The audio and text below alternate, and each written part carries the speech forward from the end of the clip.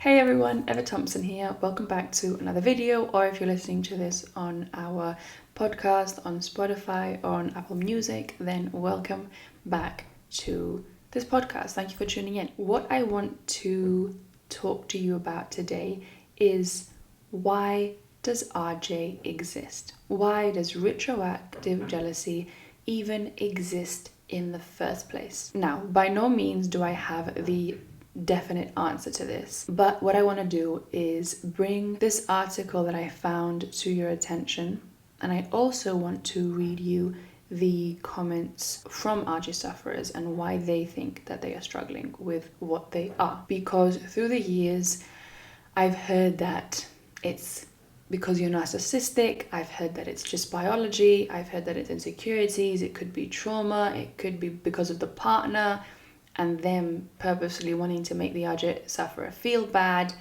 I've heard all sorts, but this article that I found on The Guardian talks about a study that was done with twins. And I have the article here and I want to read it to you because it was done with 3,000 pairs of Swedish twins. So you have fraternal twins that share about 50% of their genes, and then you have identical twins that have the same genetic makeup. And the article said that by comparing the answers given by each group of twins, the researchers were able to show that around 1/3 of the differences in levels of jealousy across the population are likely to be of genetic origin. It does go on to say that in both scenarios, fears about a partner sleeping with or falling in love with a stranger, women reported more jealousy than men. And this is what I've seen when working with people. Men often struggle with the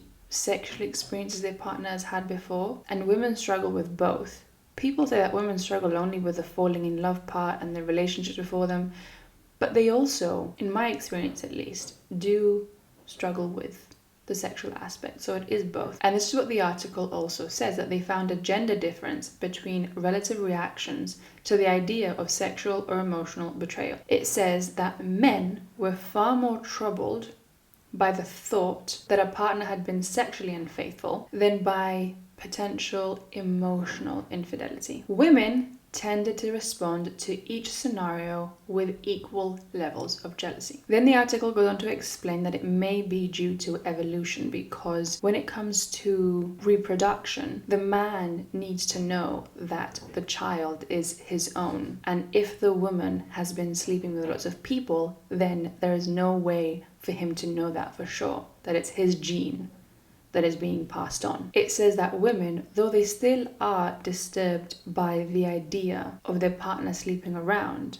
they are nevertheless dependent on their mate for their survival and that of their offspring. It's a theory, and the article does say that it's impossible to prove or disapprove, but I still think it's interesting to talk about. To close, it says, though genes appear to play a part in jealousy, the Swedish results also show that the kinds of things that happen to us in our life, the way that we're brought up, the people that we're around, the events we experience, are far more important. Only 1/3 of the variation in jealousy seem to have genetic origin, so the rest must have been down to environmental differences. So this is where society can play a role, religion, the media. And I actually asked you guys on Instagram why you think that RJ exists. And these are the answers. Deep-rooted insecurities, lack of feeling loved as a child, self-love, lack of self-worth, symptom of anxiety. Someone else said, because we were designed to be monogamous and not promiscuous. Someone else said, I think it stems from some kind of instinct, but it definitely is magnified by toxic beliefs. Someone else said, we all say it's insecurities, but is it? Some people say it's because RJ sufferers are all narcissists, and I've got a video on that. I don't think it's the case.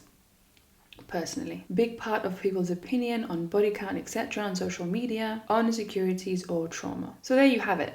I think that, like the article said, it's not down to one thing why RJ exists. Yes, it could be biological, but like the results of a study showed us, the kinds of things that happen in our life, how we were brought up, the people we were around, and the events we experienced are far more important. So I wanted to make this video to bring all of this information to you guys, and I'd be really interested to hear from you in the comment section below why you think that RJ is even a thing in the first place. Is it the media? Is it OCD? Is it anxiety? Is it the way that we were brought up? What do you think? I think it's really interesting to have these conversations because, like I said, I don't have a definite answer about why it exists. I just have experienced it and I work with people, I help them overcome it. But I think it's really interesting to talk about why this may be the case in the first place for many people, because I have been wondering this myself. So I'd be very interested to hear what you have to say down in the comment section below. Thank you for watching or listening, and I will see you in the next video. Take care.